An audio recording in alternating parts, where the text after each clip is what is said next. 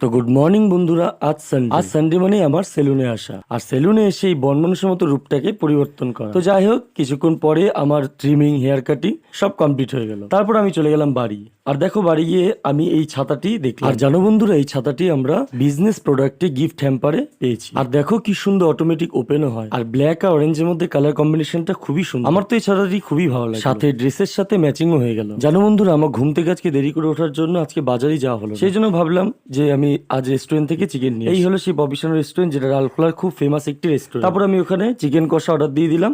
তারপর কিছুক্ষণ ওয়েট করলাম, ওয়েট করতে করতে চলে এলো আমার চিকেন কষা। তারপর আমি চলে গেলাম বাড়ি। আর বাড়ি গিয়ে দেখি মা কি সুন্দর জিরা রাইস চালে ভাত বানিয়ে আমার জন্য সাজিয়ে রেখেছে।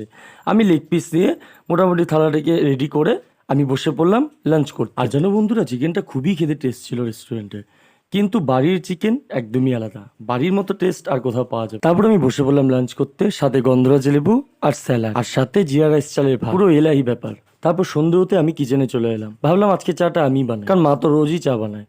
আর জানো বন্ধুরা, আমি কিন্তু সন্ধ্যাবেলা কিন্তু দুধ চা খাই, আর সকালবেলা লাল চা। আর দুধ চার মধ্যে যদি এলাইচিটা অ্যাড থাকে তাহলে তো দারুণ লাগে। আর বন্ধুরা, তোমরা কে কে এরকম আমার মতো দুধ চা খাও রোজ সন্ধ্যাবেলা, কমেন্ট করে। তারপর বসে পড়লো আমি একটু লেখালেখির কাজ করব। বন্ধুরা, আমার ভিডিওটি যদি তোমাদের ভালো লেগে থাকে তাহলে আমার চ্যানেলটি সাবস্ক্রাইব করবে, আর যারা ফেসবুক থেকে দেখছো তারা আইডিটি ফলো করবে। ধন্যবাদ।